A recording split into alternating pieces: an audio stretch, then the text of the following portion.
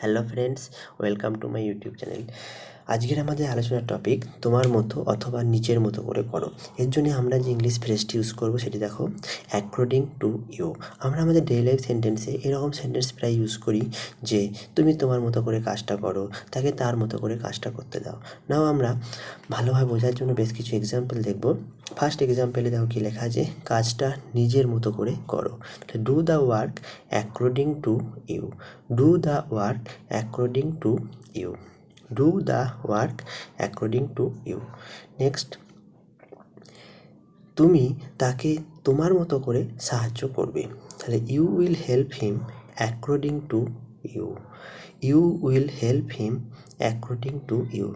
তুমি তাকে তোমার মতো করে সাহায্য করবে, তাহলে you will help him according to you. Next, তাদেরকে সাহায্য করো তোমার মতো করে, তাহলে help them according to you. Help them according to you. তাদেরকে সাহায্য করো তোমার মতো করে, তাহলে help them according to you. Next, তাকে তার মতো নাচতে দাও, তাহলে let him dance according to him. Let him dance according to him. তাকে তার মতো নাচতে দাও, let him dance according to him. Next, তুমি তোমার মতো করে পড়ো, তাহলে you read according to you. You read according to you. তুমি তোমার মতো করে পড়ো, তাহলে you read according to you.